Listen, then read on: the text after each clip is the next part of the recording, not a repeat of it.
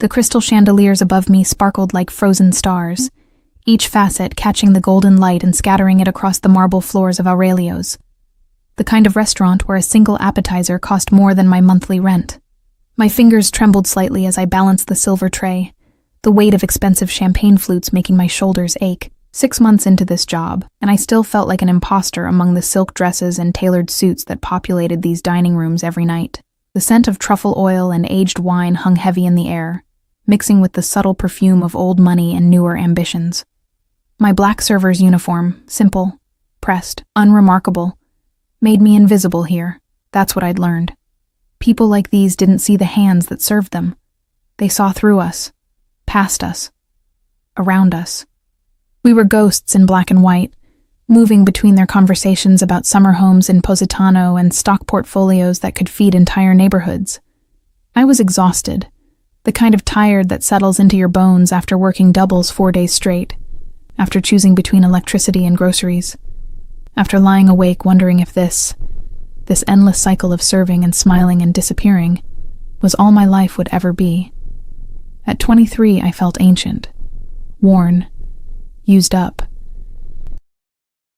"Table 12 needs a refill," Marcus hissed as he passed me, his tray loaded with plates that probably cost more than my car. If I still had a car, I'd sold it 3 months ago. Table 12. I glanced toward the private section, the area we called the vault, reserved for guests who valued discretion more than display. The heavy velvet curtain was partially drawn, revealing only shadows and the occasional glint of silverware catching light. My heels clicked softly against the marble as I approached, practicing the pleasant but not too friendly expression we'd been trained to wear. The sound of my own breathing seemed too loud in my ears, competing with the soft jazz piano drifting from hidden speakers and the murmur of 100 expensive conversations happening simultaneously. I pushed through the curtain. The first thing I noticed was the silence. Not the absence of sound, but the weight of it. The way the air itself seemed to hold its breath. 3 men sat at the round table, but my eyes went immediately to him, the way a compass finds north, the way prey recognizes a predator. He sat with his back to the wall, of course he did, his posture deceptively relaxed in a charcoal suit that probably cost more than I'd earn in a year. But it was the details that made my pulse stutter. The way his dark hair was perfectly styled, yet somehow looked like he'd run his hands through it. The sharp line of his jaw, the olive-toned skin that suggested Mediterranean ancestry, and eyes. God, those eyes, so dark they appeared black in the dim light, tracking my every movement with an intensity that made my skin prickle. He couldn't have been more than 30, perhaps younger, beautiful in the way dangerous things often are. To his left sat a mountain of a man, bald head gleaming, shoulders broad enough to block out the light. His hand rested on the table, and I could see the slight bulge under his jacket. A gun. Definitely a gun. To the right, a leaner man with silver at his temples watched me with the calculating gaze of someone who assessed threats for a living. But it was him, the one in the center, who made the oxygen feel thin in my lungs. "Your champagne, gentlemen," I managed, my voice steadier than I felt. I'd learned to hide the trembling, to bury the fear and the exhaustion, and the constant gnawing anxiety that I wasn't enough, would never be enough. I leaned forward to pour, hyper-aware of my movements, of the expensive bottle in my hands, of the way my heartbeat had become a drum in my ears. The golden liquid cascaded into the first glass, bubbles rising like tiny fireworks. That's when it happened. My shoe, these goddamn heels they made us wear, caught on the edge of the plush carpet. For one horrible, suspended moment, I felt myself pitching forward, the bottle slipping, the world tilting on its axis. I gasped, trying to catch myself, trying to save the champagne, trying to avoid the catastrophe blooming before me in slow motion. The bottle never hit the ground. Strong hands caught my waist, steadying me with a grip that was firm but not painful, pulling me upright with effortless strength. The champagne bottle was plucked from my grasp by the silver-haired man, who set it safely on the table while I stood frozen, my breath coming in short gasps, my face burning with humiliation. But I wasn't standing where I'd been.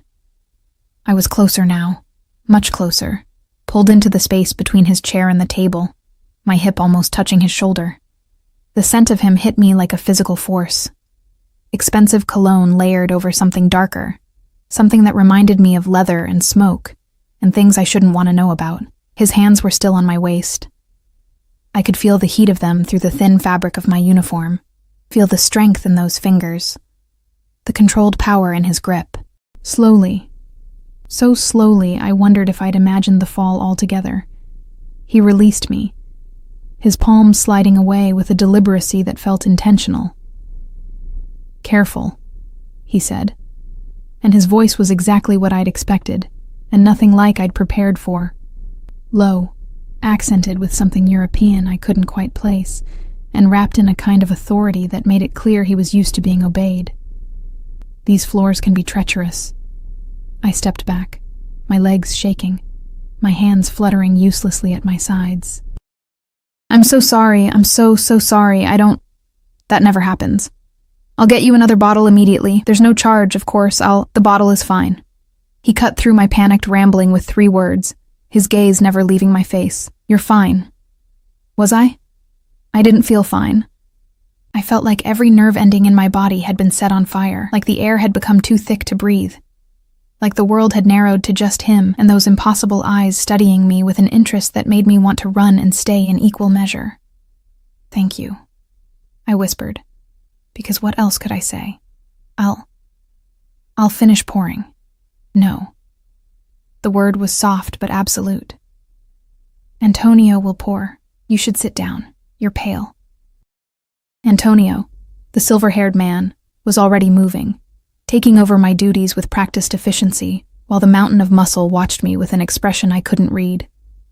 "I can't sit down," I said, confusion cutting through the embarrassment. "I'm working. I need to sit." "Not a request. Not a The beautiful man gestured to the empty chair beside him, and somehow, without consciously deciding to do so, I found myself sinking into it, my legs grateful for the reprieve even as my mind screamed that this was wrong, all wrong, that servers didn't sit with guests, that I'd be fired, that— "What's your name?" he asked, and the question felt loaded with more than simple curiosity. "Emma," I breathed, then caught myself. "Emma Hartley, sir." Something flickered in those dark eyes. Amusement, perhaps, or satisfaction. "Emma." He said it like he was testing the weight of it, the taste. "Italian?" "Irish, actually, on my mother's side." Why was I telling him this? Why was I still sitting here? "You're afraid." Not a question, an observation, delivered with the kind of certainty that suggested he'd made a study of fear, of how it looked on people's faces. "No, But the lie died on my tongue, because yes, I was afraid. Terrified, actually, though I couldn't articulate exactly why. It wasn't just the gun under the bodyguard's jacket, or the way these men commanded the space around them like generals surveying a battlefield. It was him. The way he looked at me like he could see through all my carefully constructed walls, past the pleasant server smile and the exhaustion I tried to hide, down to something deeper, something true. "You should be," he said quietly, and somehow that honesty was more unsettling than any threat. But not of me. Not tonight. The qualifier hung in the air between us. Not tonight. Implying there might be other nights, other circumstances where fear would be appropriate, expected even. "I should get back to work," I said, starting to rise. But his hand moved, not touching me, but raised in a gesture that somehow froze me in place. "How old are you, Emma Hartley?" 23. "And you work here every night?" "Most nights. Sometimes doubles." Why was I answering? Why couldn't I seem to find the strength to stand, to walk away, to return to the safety of invisibility? He leaned back in his chair, the movement casual, but I noticed how Antonio and the other man immediately shifted their attention, their posture changing subtly. Everything revolved around him, I realized. He was the sun, and everyone else existed in his orbit. "You're tired," he observed, and the acknowledgement of it, that someone had actually seen me, truly seen me, made something crack in my chest. "When did you last eat?" The question was so unexpected, so strangely intimate, that I answered without thinking. "This morning. Coffee and I think there was toast." His jaw tightened almost imperceptibly. "It's 10 o'clock at night. I'm not hungry." Another lie. And we both knew it. My stomach had been a hollow ache for hours, but I'd learned to ignore it, to push past it, to save the money for rent and bills and the endless parade of expenses that never seemed to stop. He said something in Italian, rapid, commanding, and Antonio disappeared through the curtain without a word. The large man remained, a silent sentinel, his eyes constantly scanning the room beyond our little bubble of privacy. "I don't understand," I said, my voice small. "What's happening?" "You're going to eat," he replied simply. "And then you're going to tell me who hurt you." The words hit me like a slap. "No one hurt me. I'm fine. You flinch when anyone moves too quickly. You apologize for things that aren't your fault. You make yourself small, invisible." Each observation landed with surgical precision, cutting away at the defenses I'd spent years building. "Someone taught you to be afraid. I'd like to know who."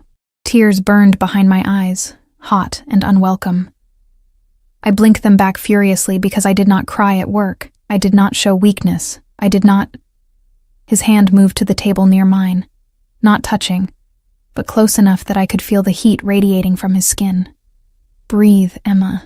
I did, dragging air into my lungs, forcing the tears back down, rebuilding the walls as quickly as he'd demolished them. Antonio returned with a plate, not leftovers or kitchen scraps, but a proper meal from the menu, steam rising from pasta and cream sauce with grilled chicken and vegetables that looked like edible art. He set it in front of me along with fresh silverware wrapped in a cloth napkin. "I can't," I protested weakly. I'm not a guest. I'll get in trouble." "You won't." The certainty in his voice suggested he'd made it fact simply by declaring it.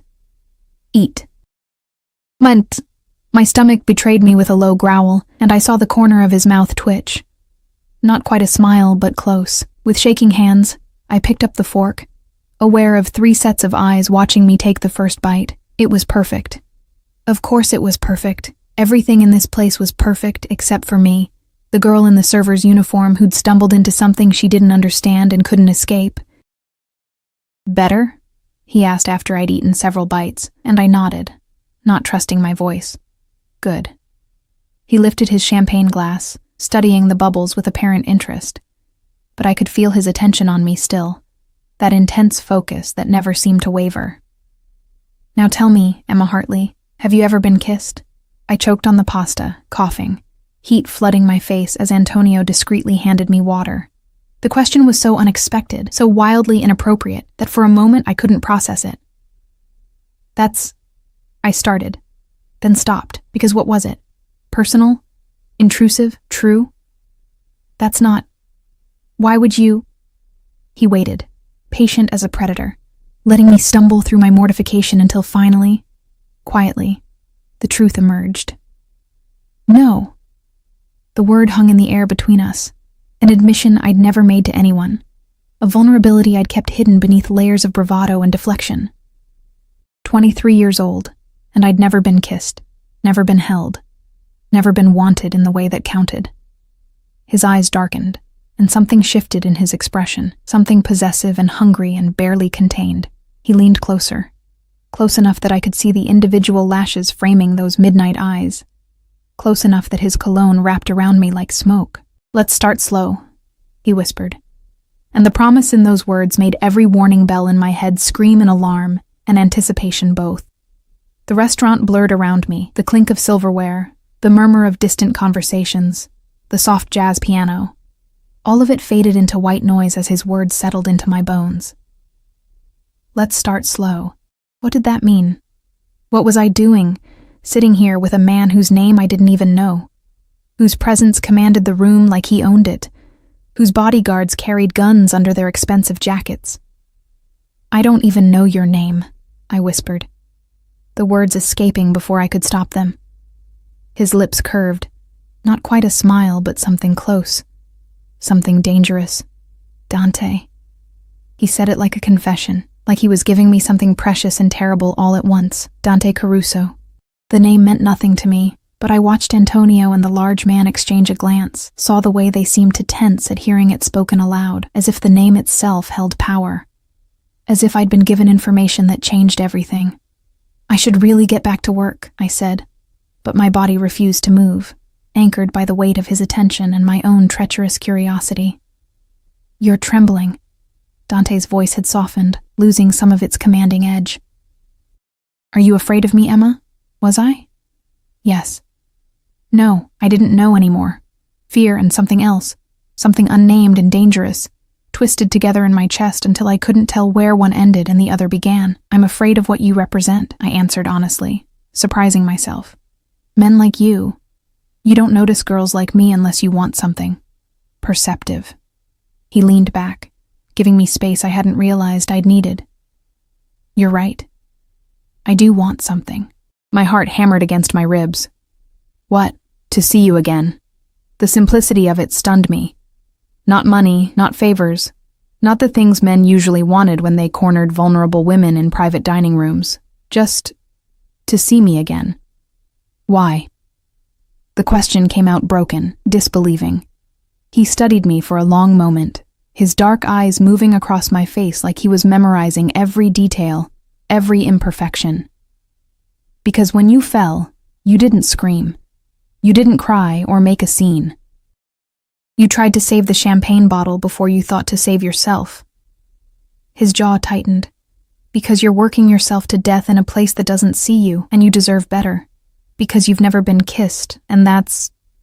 He paused, searching for words. "That's unacceptable." Heat flooded my cheeks. "I'm not some charity case, no." The word cracked through the air like a whip. "You're not. Don't ever think that's what this is." "Then what is this?" I gestured between us, my hand shaking. "You don't know me. I don't know you.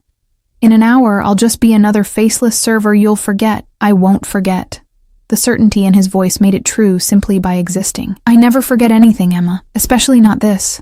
Before I could respond, Marcus appeared at the curtain's edge, his eyes widening when he saw me sitting at the table. "Emma, what are you...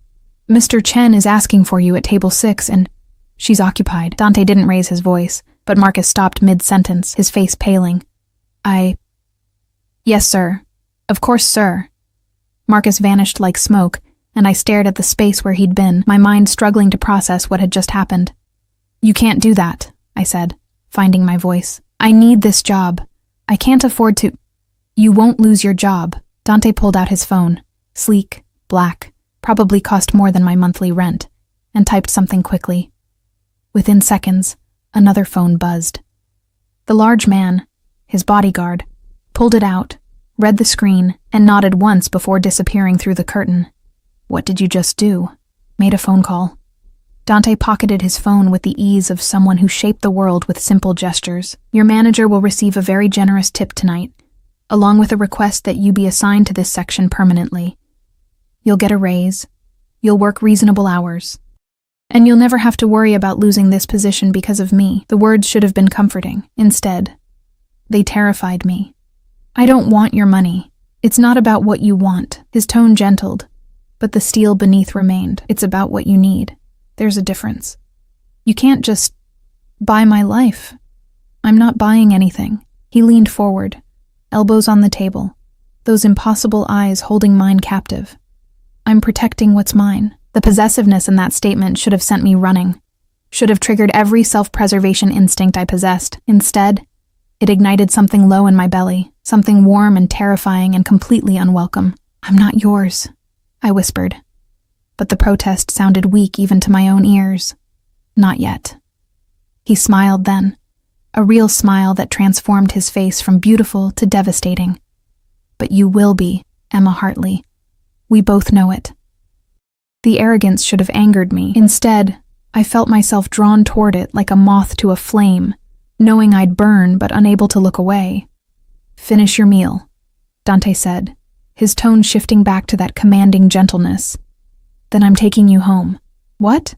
"No, I have 3 more hours on my shift." "Not anymore." He glanced at his watch. Platinum, understated, probably worth more than I'd earn in 5 years. "It's late.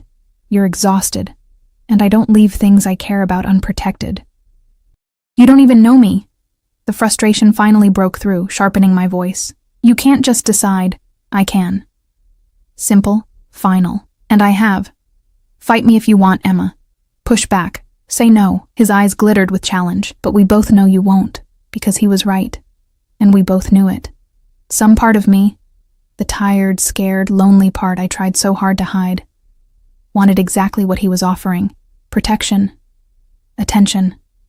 The intoxicating feeling of being seen, being wanted, being claimed by someone who could make the world bend with a phone call.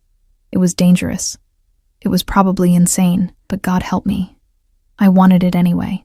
I finished the pasta in silence, each bite tasting like surrender. Dante watched me eat with the kind of focused attention that made me hyper-aware of every movement, every breath, every flutter of my pulse in my throat.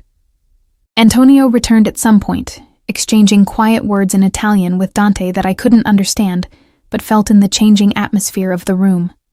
When I set down my fork, Dante stood, buttoning his suit jacket with practiced ease. The large bodyguard materialized from beyond the curtain, as if summoned by thought alone. "Come." Dante extended his hand to me, palm up, waiting. I stared at it. Those long fingers, the subtle scars on his knuckles that suggested violence in his past. The confident expectation that I would take what he offered. "If I do this," I said slowly, "if I let you take me home, what happens next? I make sure you get there safely. I get your number. And tomorrow I see you again. And then?" His smile turned predatory. "Then we start slow, exactly as I promised. I teach you what it feels like to be kissed, to be touched, to be worshipped the way you deserve. I show you what it means to be protected by someone who would burn the world down before letting harm come to you." The imagery was too much, too intense, too consuming, too real. "You're insane." "Probably." He didn't look bothered by the assessment. "Your hand, Emma." This was the moment, the choice. I could refuse, could finish my shift, could go back to my small apartment and my empty life and pretend this night never happened. Or I could take his hand and step into something unknown and dangerous and utterly terrifying. I took his hand. His fingers closed around mine, warm, strong, possessive, and I felt the decision settle into my bones like fate. He pulled me gently to my feet, steadying me when my legs wobbled, his other hand going to my waist with a familiarity that should have been presumptuous, but felt inevitable instead. "Good girl," he murmured, and the praise did something to me. Something that made my breath catch and my skin flush hot. We moved through the restaurant like royalty, or like a king and his claimed prize. Dante's hand never left the small of my back, a constant pressure that guided and possessed in equal measure. Conversations stopped as we passed.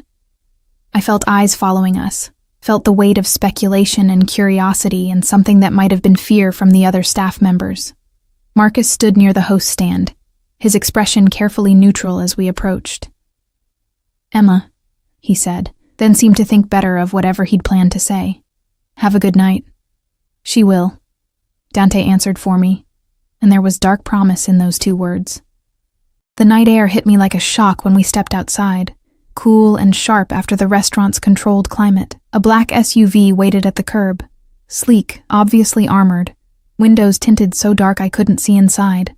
The large bodyguard moved ahead, opening the rear door with practiced efficiency while scanning the street with eyes that missed nothing. "This is really happening," I breathed, the reality of it finally hitting me. "Yes." Dante's hand tightened on my waist. "Get in, Emma." I should have run. Should have thanked him for dinner and called an Uber and gone back to my safe, predictable, lonely life. Instead, I ducked into the SUV, sliding across leather seats so soft they felt like butter, into a space that smelled of expensive cologne and danger, and something darker I couldn't name. Dante followed, the door closing behind him with a solid thunk that sounded too much like a cell door locking. The privacy screen between us and the front seats was already up, cocooning us in intimate darkness, broken only by the soft glow of the city lights filtering through tinted windows. "Address?" he said simply, pulling out his phone. I gave it to him. My shabby apartment in a neighborhood he probably wouldn't visit without armed security. He typed it in without comment, without judgment, though I saw Antonio glance at the screen from the driver's seat and exchange another look with the bodyguard in the passenger seat. The SUV pulled into traffic, with the smooth power of a predator, and I found myself hyper-aware of Dante beside me, the heat of his body, the controlled power in his stillness, the way his attention never truly left me, even when he was looking at his phone. "Tell me about yourself," he said, pocketing the device and turning to face me fully. "Everything." "There's not much to tell." I twisted my hands in my lap, nervous energy needing an outlet. "I work at Aurelio's. I have a small apartment. I don't really have family or friends.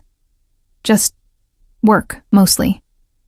"No family at all?" The old wound throbbed. "My mom died when I was 19. Cancer. My dad." I swallowed hard. "He left before I was born." Dante's expression darkened. "And after your mother?" "Foster care for a bit, then aged out. Got the job at Aurelio's about 6 months ago. Been trying to save enough to maybe take some online classes, but I trailed off. The hopelessness of it settling over me like a familiar blanket. "But you're barely surviving," he finished, and the understanding in his voice made something crack in my chest. "I'm fine." I lied automatically. "No." He reached over, taking my chin gently between his thumb and forefinger, turning my face toward his. "You're not fine, Emma. You're drowning. But you're too proud to ask for help, too afraid to trust anyone who offers it." Tears threatened again, hot and unwelcome. "Please don't." "Shh." His thumb brushed across my cheekbone, the touch so gentle it hurt. "I'm going to help you. Not because you asked, not because you need charity, but because I've decided you're mine, and I protect what's mine. You can't just decide that. I already have." He leaned closer, his breath warm against my face, his eyes holding mine with an intensity that stole my air. "Fight me if you want. Tell me no. Push me away. But know this, Emma Hartley, I don't lose. I don't give up. And I don't let go of things I want, ever." The promise in those words terrified and thrilled me in equal measure. "What do you want from me?" "Everything." Simple. Devastating. True. Your trust, your time. Eventually, your heart. But we'll start slow, exactly as I promised. The SUV slowed, pulling up to my building, a shabby 4-story walk-up with peeling paint and a broken intercom that had been broken since I moved in. The contrast between this and Dante's world couldn't have been starker. He looked at the building, his jaw tightening, and I saw Antonio say something sharp in Italian from the front seat. Dante responded in kind, his tone brooking no argument, before turning back to me. "Tomorrow night," he said. "I'm taking you to dinner, somewhere private, just us. I work tomorrow night, not anymore." He pulled out his phone again. "What time is your shift?" 6 to midnight, but he was already typing. "You have tomorrow off, paid." "You can't keep doing this." "Yes, I can." He finished typing and pocketed the phone, then reached over, tucking a strand of hair behind my ear with a tenderness that contrasted sharply with the command in his voice. 7 o'clock tomorrow. I'll pick you up here." "This is crazy," I whispered. "Yes." He leaned in, his lips brushing against my forehead in a kiss so chaste and yet so possessive it made my entire body shiver. "But you're not running, are you?" "No." God help me, I wasn't. The bodyguard opened my door, and Dante released me reluctantly, his hand trailing down my arm until only our fingertips touched. "Text me when you're safely inside," he said, and I realized he'd somehow gotten my number during the car ride. I checked my phone. There it was. A new contact simply labeled Dante with a message already waiting. "So I know you're safe. How did you—" "I have my ways." His smile was pure sin. "Now go, before I decide to come inside with you, and we definitely don't start slow." The heat in his eyes made my legs weak. I stumbled out of the SUV, my mind spinning, my body trembling with adrenaline and desire and fear all tangled together. The bodyguard handed me a business card, heavy cardstock with just a phone number embossed in black. "Emergency line," he said in a voice like gravel. "Anything happens, you call. Doesn't matter what time."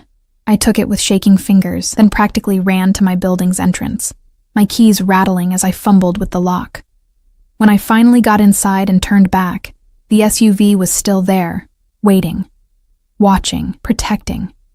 I climbed the 4 flights to my apartment, my legs like jelly, my mind a whirlwind of everything that had just happened. Inside my tiny studio, barely bigger than Dante's SUV, I locked the door and leaned against it, trying to catch my breath. My phone buzzed. Inside? I typed back with trembling fingers. Yes, 3 dots appeared immediately. Then, good. Sleep well, Emma.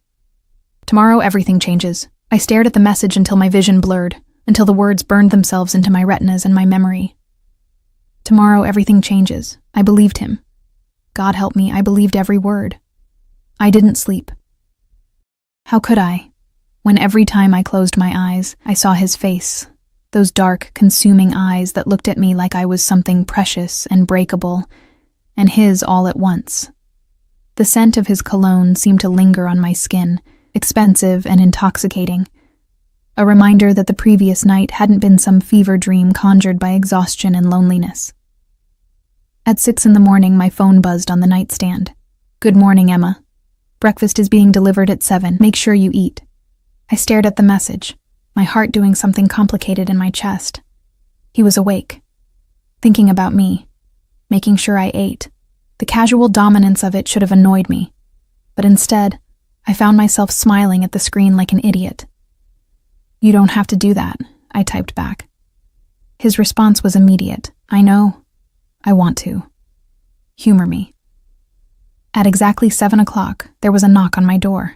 Through the peephole, I saw a delivery person holding bags from a brunch place I'd walked past 100 times, but never had the money to enter. My hand shook as I opened the door, accepting the food with a whispered thank you that probably sounded insane. Inside the bags, fresh croissants still warm from the oven, perfectly ripe strawberries, Greek yogurt with honey, fresh squeezed orange juice, and coffee from some Italian roaster I'd never heard of.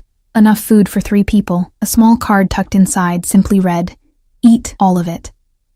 I took a picture of the spread and sent it to him. This is too much.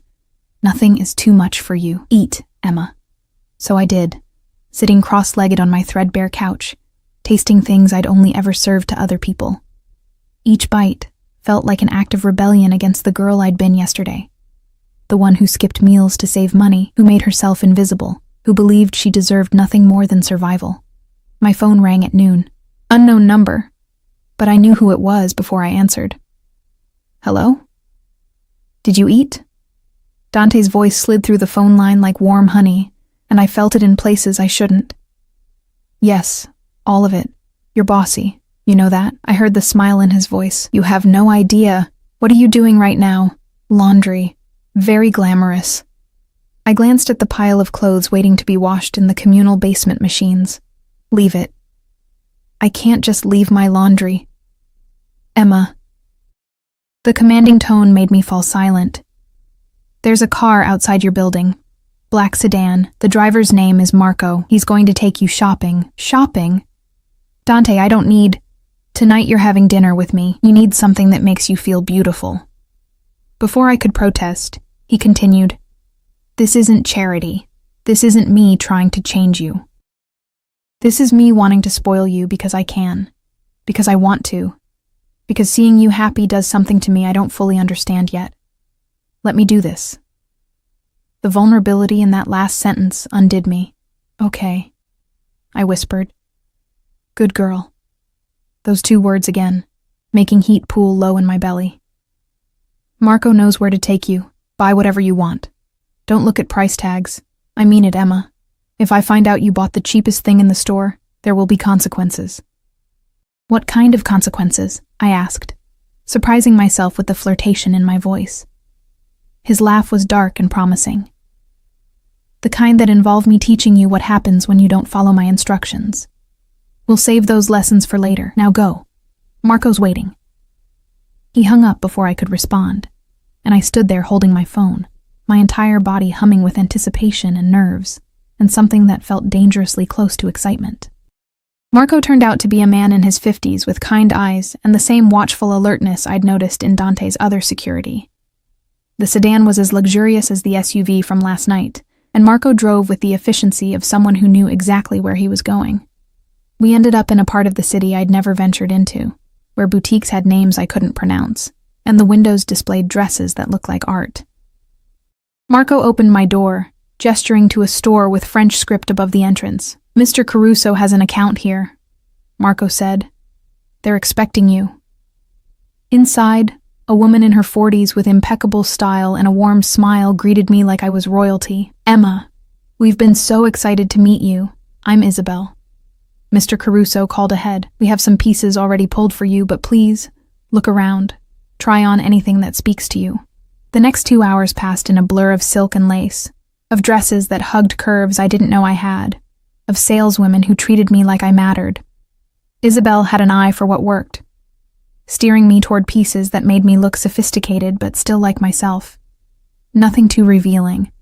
Nothing that felt like a costume. I tried on a midnight blue dress that fell to just above my knees, with a neckline that hinted at my collarbone without being too low, and sleeves that skimmed my shoulders.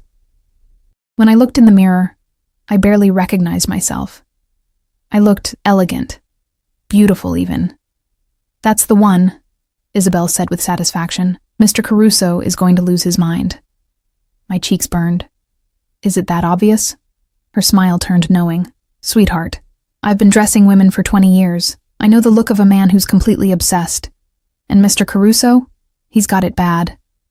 She added shoes, delicate heels I could actually walk in, and somehow convinced me to try lingerie, though I protested that Dante wouldn't see it. Her response: "You'll know you're wearing it. That's what matters." When everything was bagged and ready, I caught sight of Isabel scanning items at the register. My curiosity got the better of me, and I glanced at the screen. My heart stopped. The dress alone was $3,000. The shoes, another $800. The lingerie set. I couldn't even process the numbers anymore. "I can't," I said, panic rising. "This is too much. I can't let him spend this much on—" "Emma." Isabel's voice was gentle but firm. "When a man like Dante Caruso wants to give you something, the kindest thing you can do is let him. Trust me on this."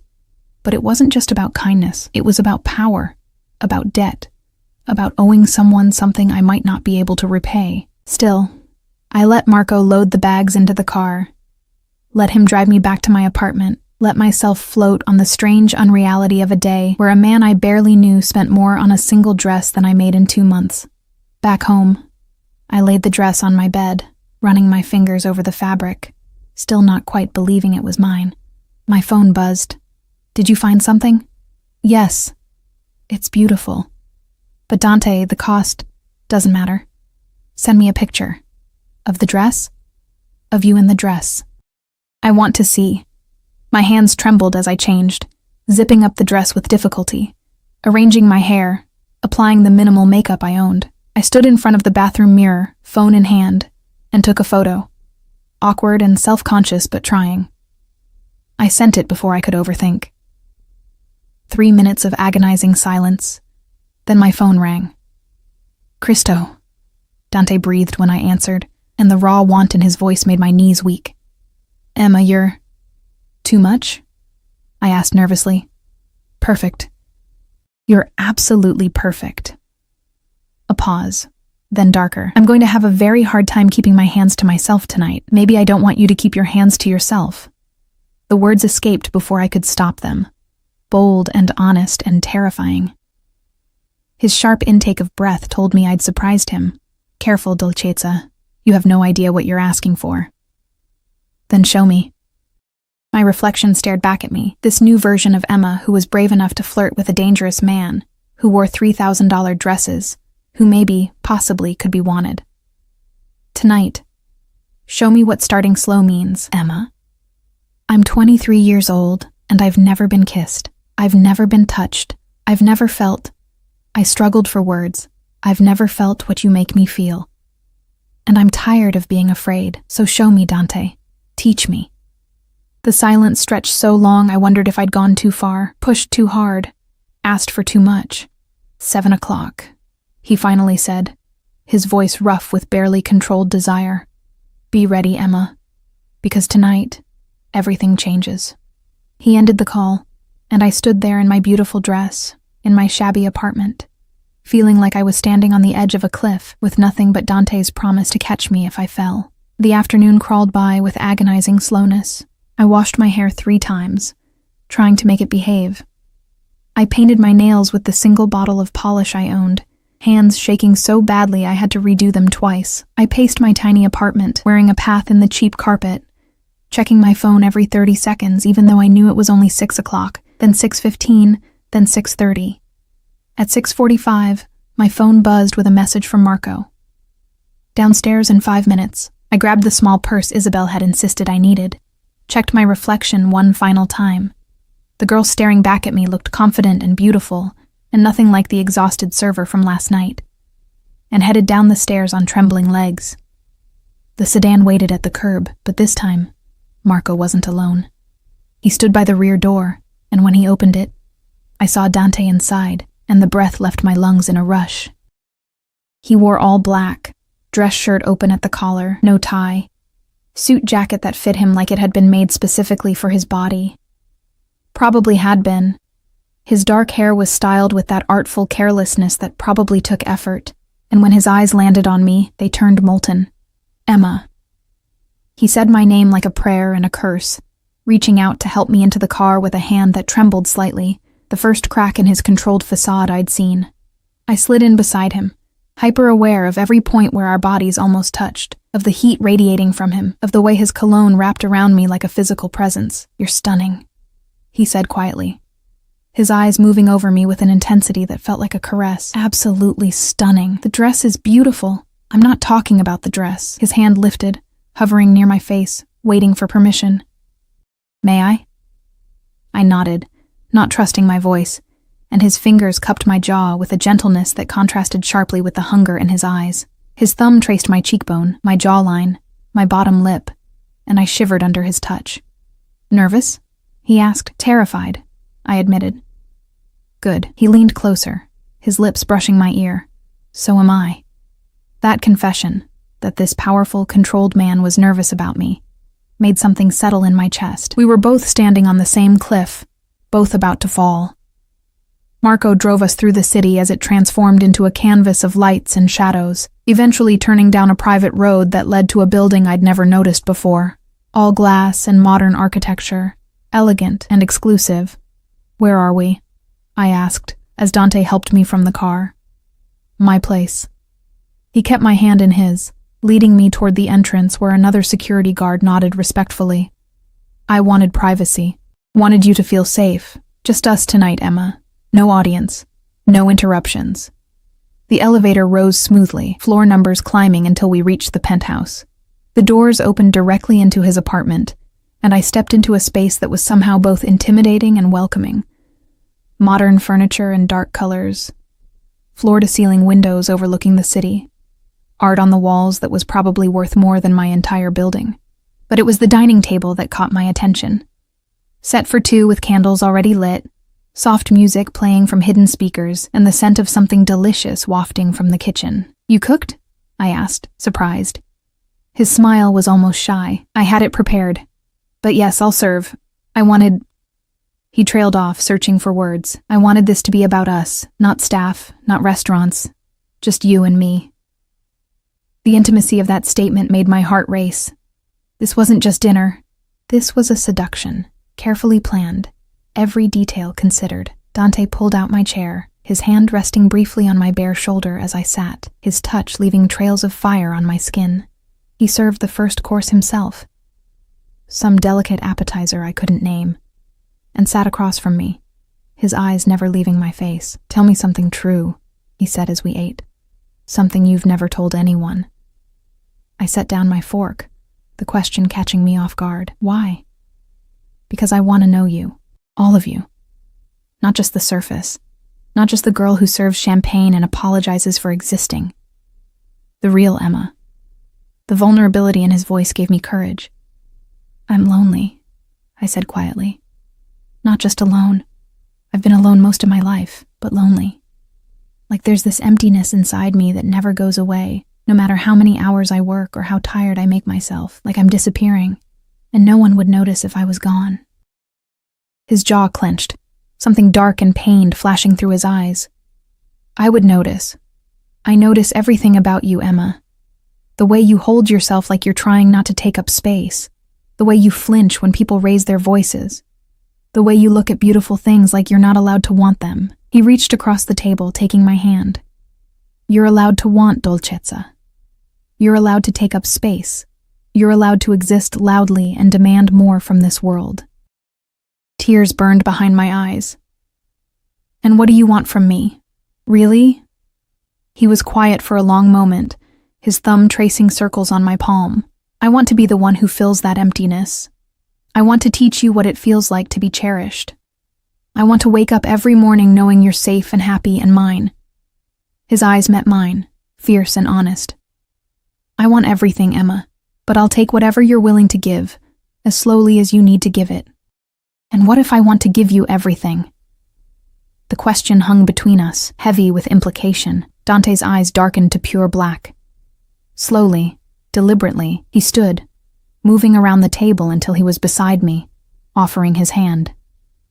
Then let's start with a kiss. My hand trembled as I placed it in his, and Dante pulled me gently to my feet, his other hand settling on my waist with a possessiveness that made my breath catch. The candlelight cast dancing shadows across his face, making him look both angelic and dangerous, like something out of a dark fairy tale, where the monster turns out to be the prince. Are you sure? He asked, his voice low and rough. Because once I kiss you, Emma, there's no going back. You'll be mine, completely. The declaration should have terrified me. Instead, it sent heat spiraling through my body, pooling low in my belly. I'm sure. He cupped my face with both hands, tilting my head up to meet his gaze. Then let me do this right. Let me make your first kiss something you'll remember forever. His lips brushed mine, feather light, barely there. A whisper of contact that made me whimper with need. He pulled back, his eyes searching mine, checking, always checking, making sure I wanted this as much as he did. More, I breathed, my hands fisting in his shirt, pulling him closer. His smile was pure masculine satisfaction. Greedy girl. But he obliged, kissing me again, deeper this time, his mouth moving against mine with expert precision, teaching me the rhythm, showing me how to open for him, how to respond. It was nothing like I'd imagined. Books and movies made kissing seem simple, straightforward. But this was an entire language I didn't know, and Dante was a master linguist, coaxing responses from me I didn't know I could give. His tongue traced the seam of my lips, requesting entry. And when I opened for him, the world tilted on its axis. He tasted like wine, and something darker, something uniquely him, and I couldn't get enough. My hands moved from his shirt to his hair, threading through the dark strands, pulling him closer still. He groaned against my mouth, the sound vibrating through both our bodies, and his hands slid from my face to my waist, pulling me flush against him. I could feel every hard plane of his body, could feel the evidence of his desire pressing against my hip, could feel the tremor in his hands as he fought for control. When he finally pulled back, we were both breathing hard, his forehead resting against mine, his eyes closed like he was in pain. Cristo, Emma, he muttered, his accent thicker now, roughened by desire. You're going to destroy me. I couldn't finish the sentence, couldn't articulate what that kiss had done to me, how it had awakened something I didn't know existed inside me. I know. He pressed a gentle kiss to my forehead, then my nose, then the corner of my mouth. Soft, sweet gestures that contrasted with the barely leashed hunger I could feel radiating from him. And I'm trying very hard to remember that, to go slow like I promised, but you make it difficult when you kiss me back like that. Like what? Like you're starving for it, like you've been waiting your whole life for someone to touch you properly. His hands tightened on my waist. It makes me want to give you everything all at once, consequences be damned. Before I could respond, his phone buzzed insistently from the table. He ignored it at first, but it buzzed again, then again, each vibration carrying an urgency that couldn't be dismissed. With a muttered curse in Italian, Dante released me reluctantly, checking the screen. His expression shifted instantly from desire to something colder, more dangerous. I need to take this. He stepped away, phone to his ear, speaking rapid Italian in a tone that made the hair on the back of my neck stand up. Even without understanding the words, I could hear the threat in his voice, the barely controlled violence simmering beneath his controlled exterior. This was the other Dante. The one who commanded bodyguards with guns, who made restaurant managers and staff bend to his will with a single phone call, who moved through the world like a predator surveying his territory. I should have been terrified.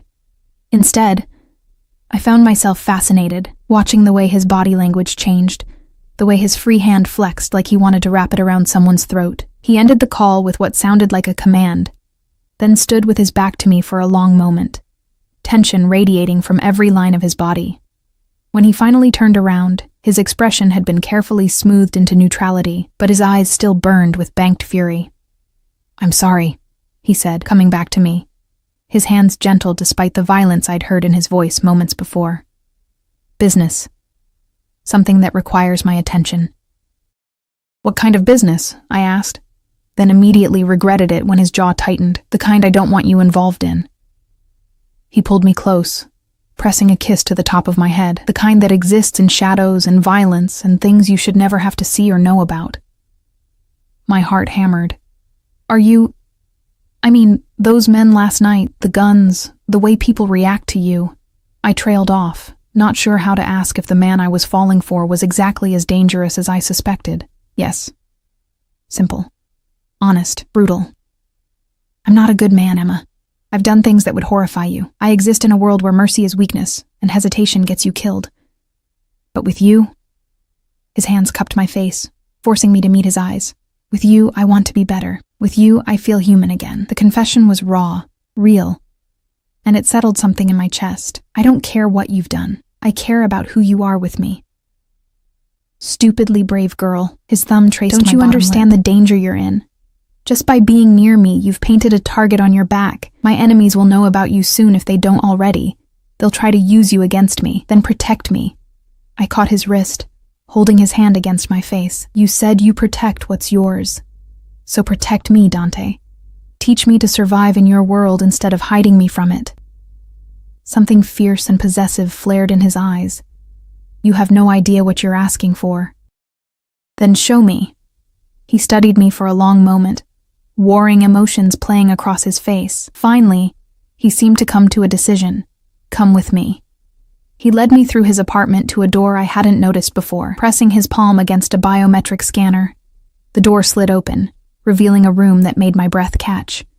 An office, but more than that, a command center. Multiple screens lined one wall, showing various camera feeds.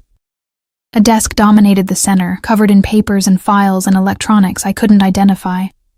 But it was the wall behind the desk that captured my attention. A map of the city marked with pins and notes, photographs of people I didn't recognize, and what looked disturbingly like surveillance photos. "This is what I do," Dante said quietly, standing behind me, his hands on my shoulders.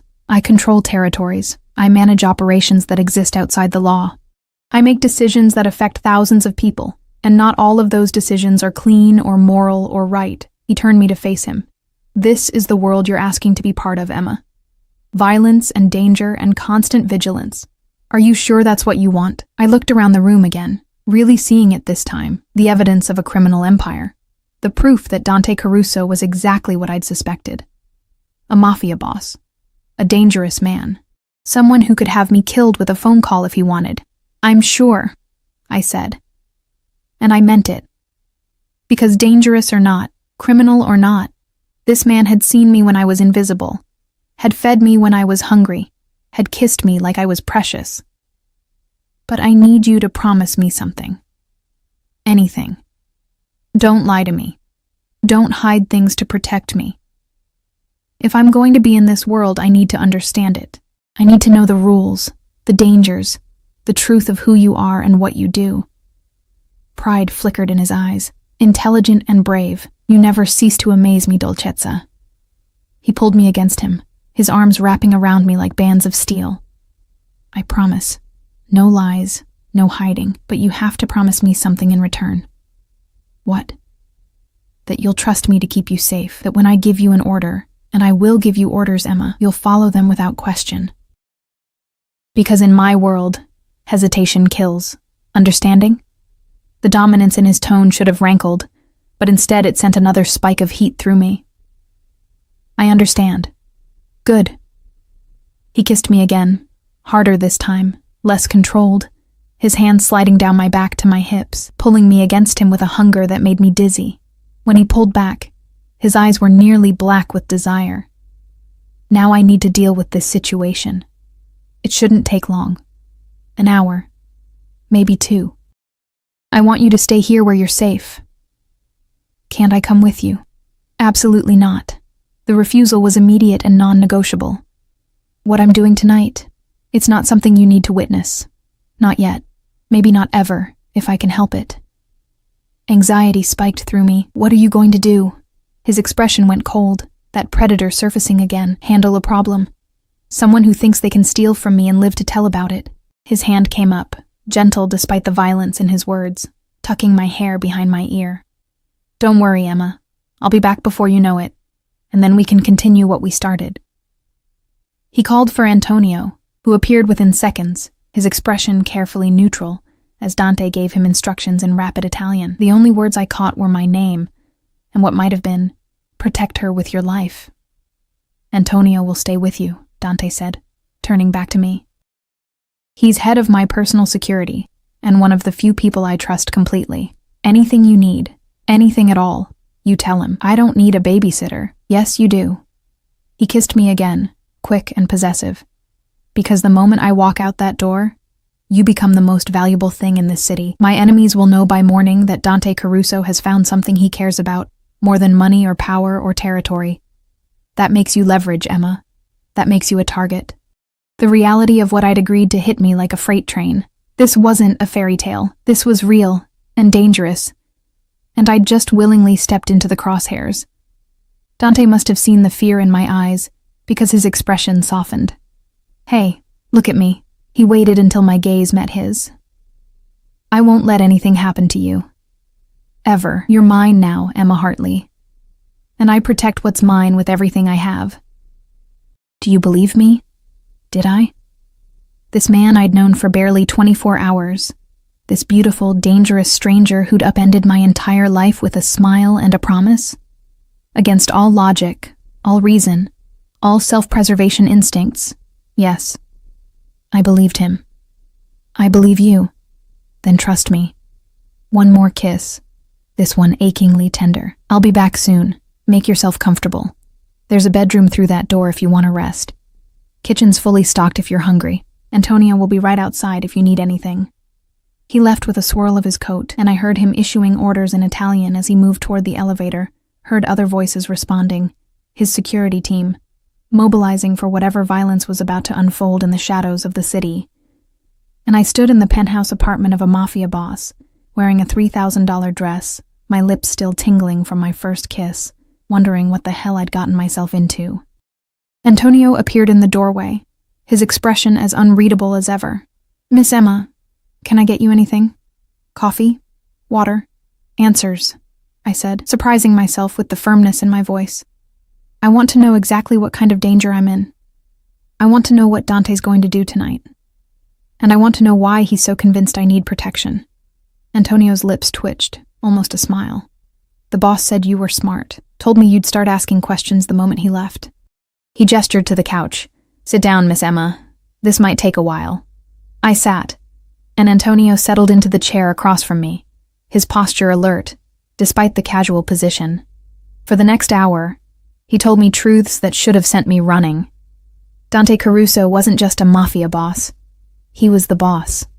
The youngest man to ever control the city's underworld, having taken power at 25 after his father's assassination.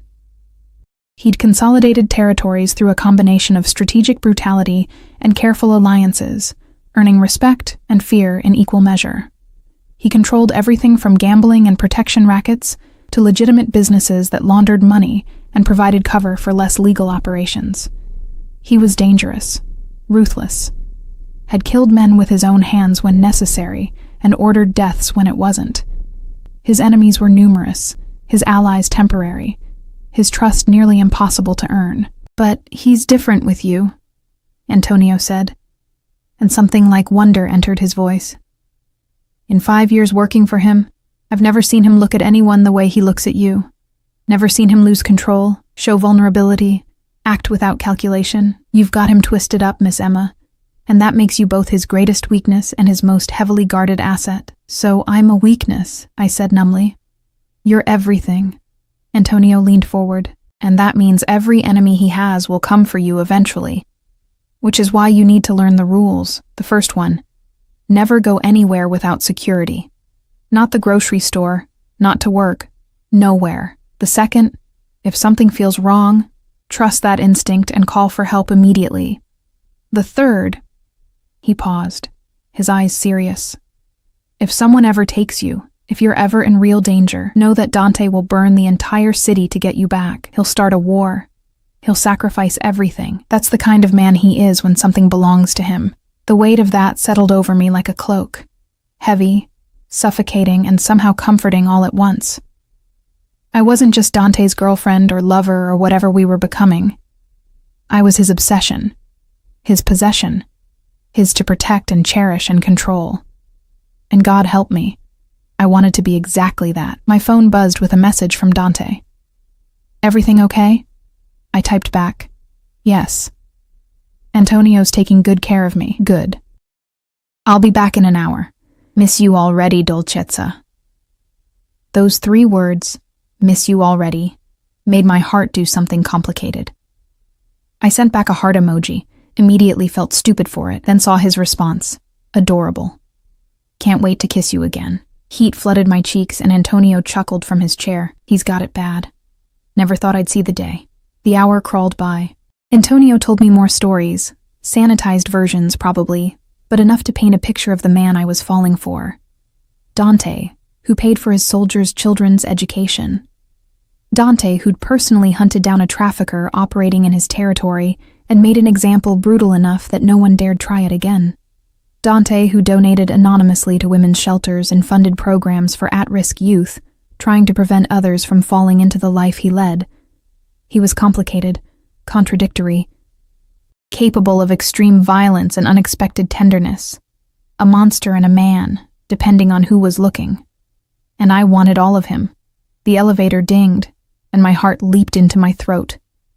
Antonio was on his feet instantly, hand moving to his weapon, relaxing only when Dante stepped out. Alone. His jacket gone. His shirt sleeves rolled up, traces of what might have been blood on his knuckles. Our eyes met across the room, and something electric passed between us. Recognition. Desire. Belonging. He crossed to me in 3 long strides, pulling me up from the couch and into his arms, his mouth finding mine with desperate hunger. I tasted copper. Blood. Definitely blood. But I didn't care. I kissed him back with equal fervor, my hands clutching at his shirt, feeling the controlled power in his body, the tremor of adrenaline still working through his system. You came back, I breathed when we broke apart, always. He cupped my face, his eyes searching mine. I'll always come back to you, Emma, no matter what. His thumb brushed across my lips. Antonio told you? Enough. And you're still here. Where else would I be? I pressed my hand over his heart, feeling it thunder beneath my palm. You're mine too, Dante Caruso, just like I'm yours. His expression transformed, fierce and possessive and almost vulnerable. Say it again. You're mine. He kissed me like a drowning man finding air, like I was the only solid thing in a world of chaos, like I was precious and perfect and his. When he pulled back, his eyes had gone nearly black with want. Stay with me tonight, he said. And it wasn't quite a command, wasn't quite a request. Sleep here. Let me hold you. Let me keep you safe. Okay, I whispered. And that single word felt like a vow, a promise, a point of no return. Everything had changed. Everything was changing still, and I was falling into the darkness with nothing but Dante's promise to catch me. Dante led me through the penthouse to his bedroom, a space that was somehow both masculine and inviting, all dark woods and soft fabrics, floor-to-ceiling windows overlooking the glittering city below. The bed dominated the room, massive and dressed in charcoal sheets that probably cost more than my monthly rent. I'll get you something to sleep in, he said, disappearing into what I assumed was a closet. He emerged with one of his dress shirts, black silk that would drown me. and handed it over with a tenderness that contrasted sharply with the violence I knew he'd committed just hours before. "The bathroom's through there," he gestured. "Take your time. I need to clean up." I changed in the bathroom, which was larger than my entire studio apartment. All marble and chrome and luxury I'd only ever seen in magazines. The shirt fell to mid-thigh on me, the silk cool against my heated skin, smelling of his cologne and something uniquely him. When I caught sight of myself in the mirror, hair mussed from his hands, lips swollen from his kisses, wearing his shirt like a claim, I barely recognized the girl staring back. This Emma was different, braver, wanted, claimed by a dangerous man who looked at her like she was the only thing that mattered in his violent world. When I emerged, Dante was sitting on the edge of the bed, his shirt discarded, wearing only dark sleep pants that hung low on his hips. My breath caught at the sight of him, the defined muscles of his chest and abdomen, the tattoos I hadn't known existed curling across his ribs and shoulder. And the scars. God. The scars. Evidence of a violent life, of battles fought and survived. Of a darkness I was only beginning to understand. His eyes tracked me as I crossed the room, darkening with barely restrained hunger. "Come here." I went to him, standing between his knees, his hands settling on my waist, thumbs tracing the bare skin where the shirt had ridden up. "You're so beautiful," he murmured, his voice rough. "Do you have any idea what you do to me?"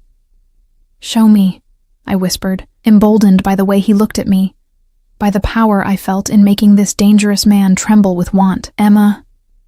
My name was a warning and a plea. "If I start, I'm not sure I can stop. And you deserve better than being rushed, being taken without the patience and care you need." "Then don't stop." My hands found his shoulders, feeling the coiled strength beneath my palms. "I trust you, Dante. Teach me. Show me everything." His control snapped with an almost audible crack. He pulled me down onto the bed, his body covering mine, his weight delicious and overwhelming. "You're sure?" he asked one more time, his eyes searching mine for any hint of doubt. "I've never been more sure of anything." He kissed me then, deep and consuming, his tongue exploring my mouth while his hands roamed over the silk covering my body, learning my curves, my responses, the places that made me gasp and arch into his touch. Every movement was deliberate, controlled, designed to build pleasure slowly, to teach my inexperienced body the language of desire. "Tell me if anything's too much," he murmured against my lips. "Tell me if you need me to slow down." But I didn't want slow anymore. I wanted everything he'd promised.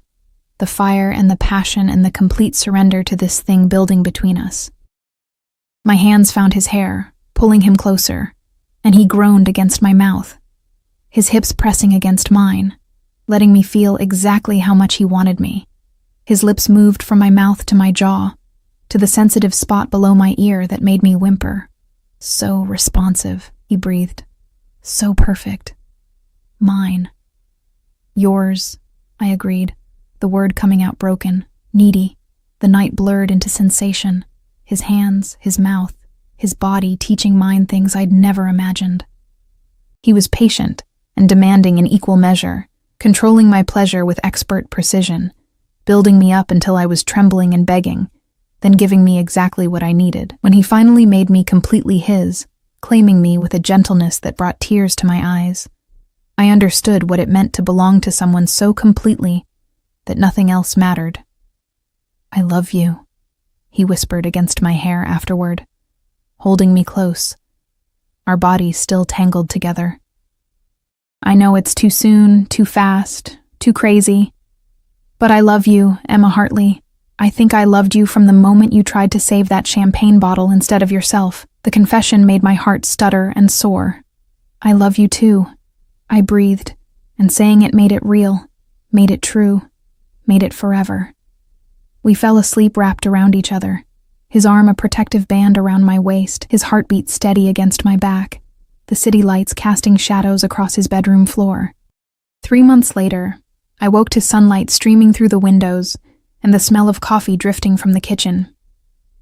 Dante's side of the bed was empty but still warm. He'd been up for hours, probably, handling business from his home office before I stirred. The past 3 months had been a whirlwind of adjustment and change.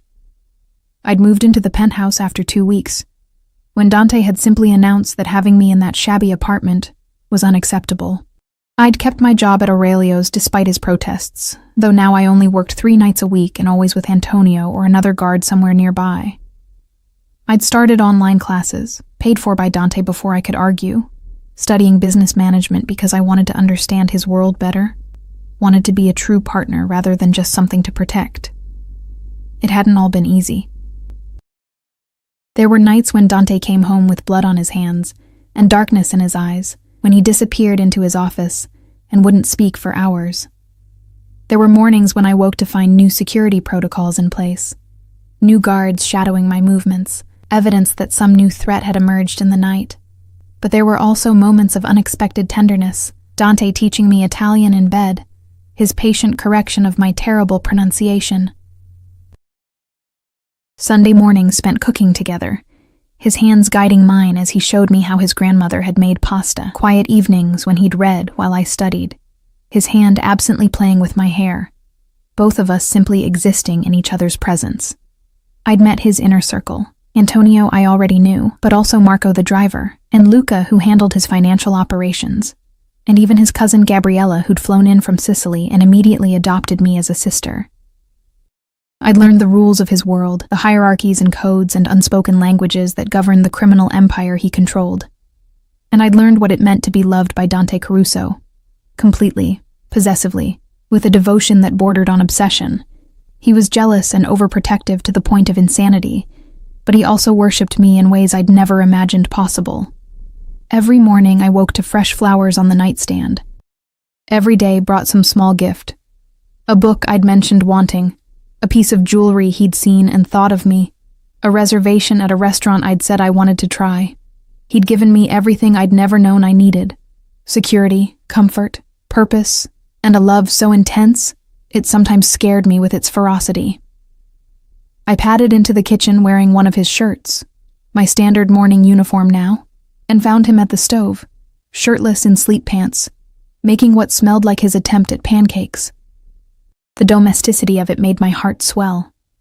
"Morning," I said, wrapping my arms around him from behind, pressing my cheek against the warm skin of his back. "Buongiorno, dolcezza." He turned in my arms, spatula still in hand, and kissed me thoroughly. "Sleep well?" "Always do when you're there." I glanced at the pan, where something that might have been a pancake was slowly burning. "You're terrible at this, you know. I'm excellent at many things," he said with mock offense. "Cooking is simply not one of them." I laughed, pushing him aside gently and rescuing the pancake before it became completely inedible.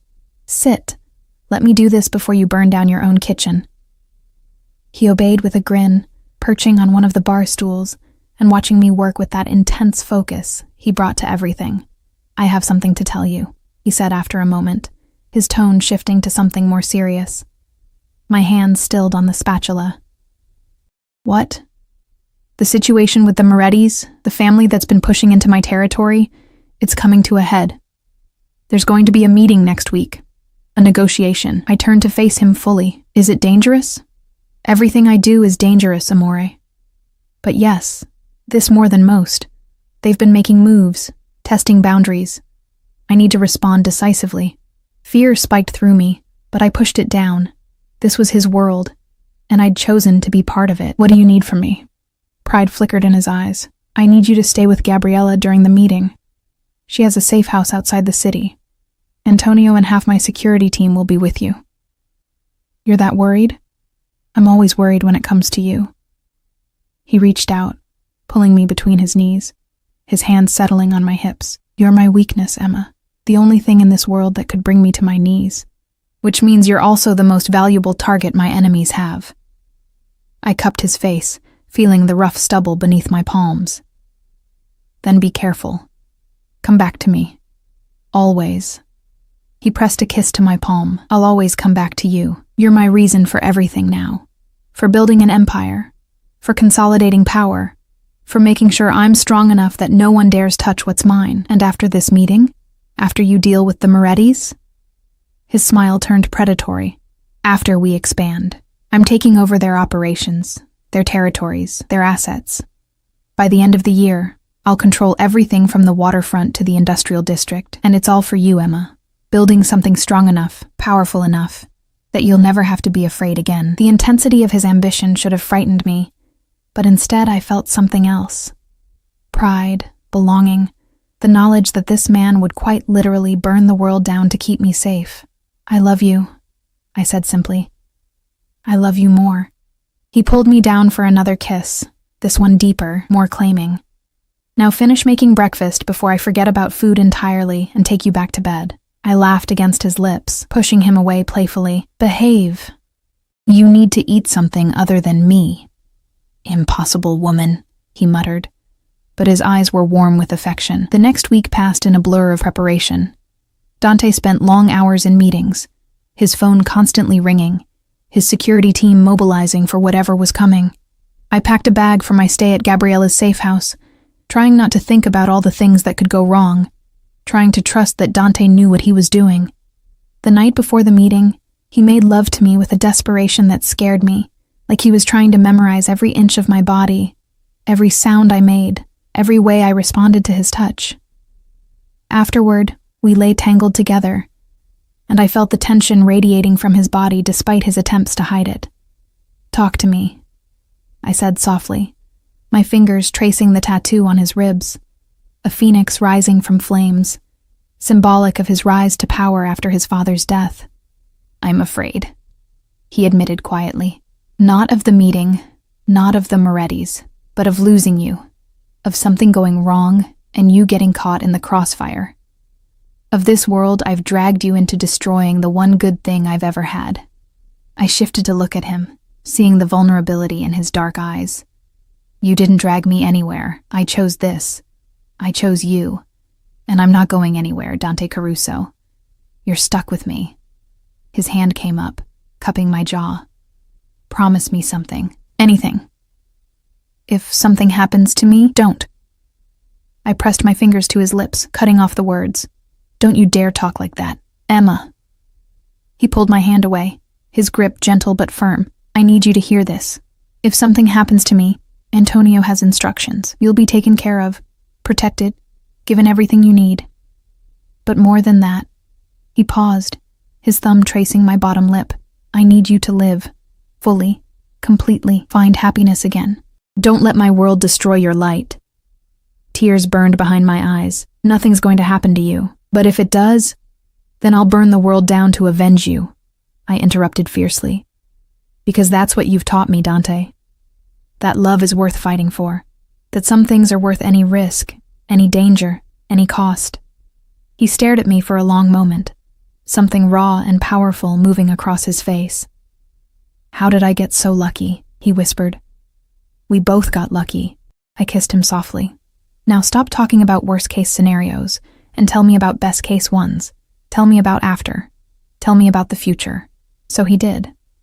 He painted pictures with words of traveling to Sicily together, of showing me where his family came from, of eventually stepping back from the violent side of his operations, focusing on the legitimate businesses, building something that wouldn't require constant bloodshed, of buying a house in the countryside where we could have privacy and peace, of marriage, children, a life that somehow balanced the darkness of his world with the light I brought to it.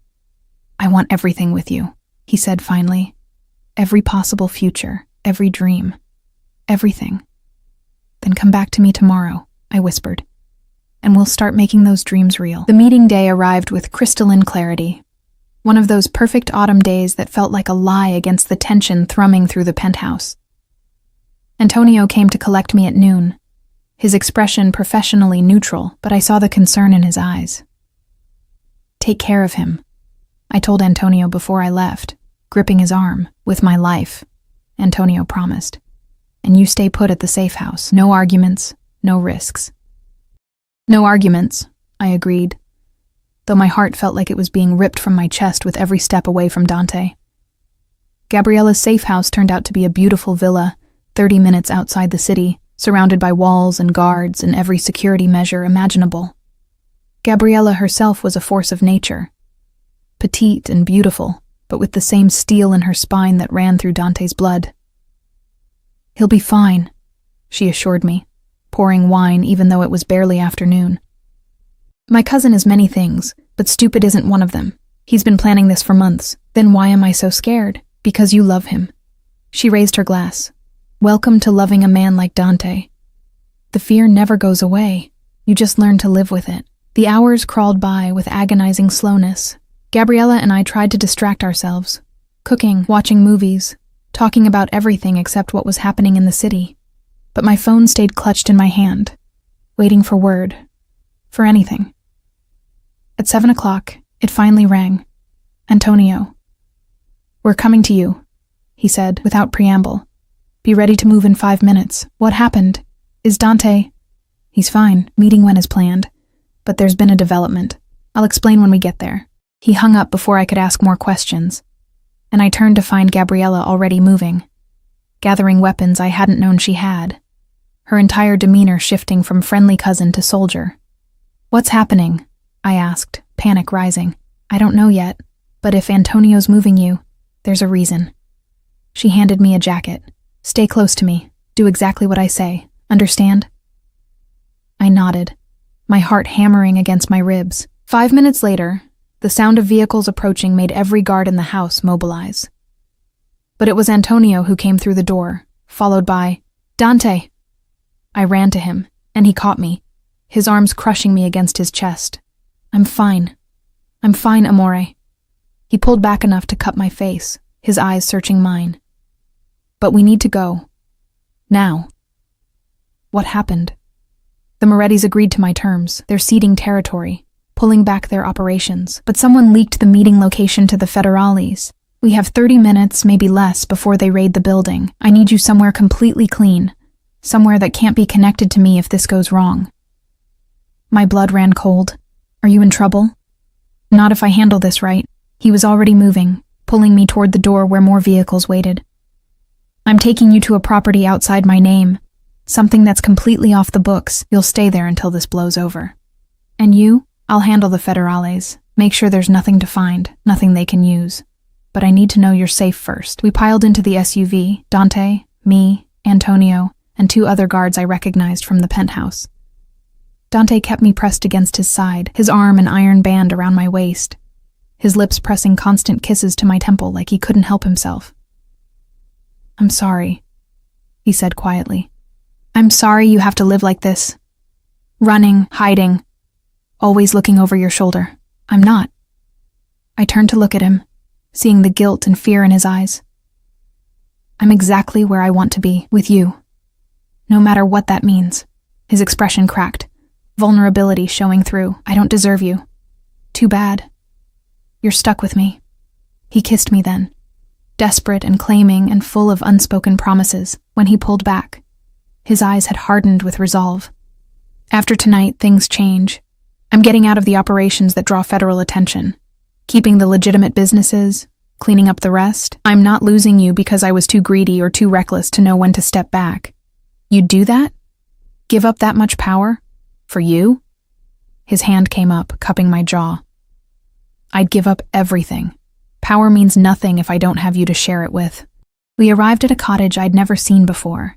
Small, isolated, surrounded by woods, completely unlike everything else in Dante's empire. Antonio and the guards swept it first, confirming it was secure, before Dante led me inside. You'll stay here tonight, he said, already hating it, hating leaving me.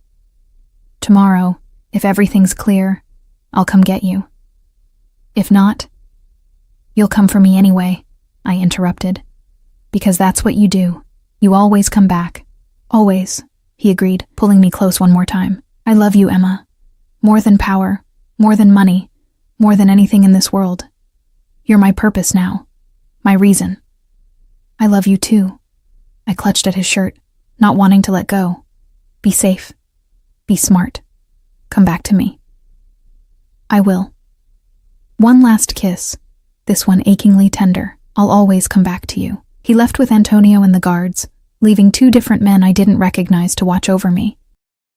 The cottage felt too empty without him, too quiet, and I paced the floors as night fell, waiting, hoping, praying that everything would be okay. My phone buzzed at midnight, all clear. Feds found nothing. Coming to get you at dawn. Get some sleep, amore. Tomorrow, We start our new life. I read the message 3 times, relief flooding through me so intensely my legs gave out. I sank onto the couch, tears streaming down my face. Tears of relief, of joy, of gratitude that he was safe, that we were safe, that somehow we'd survived another crisis.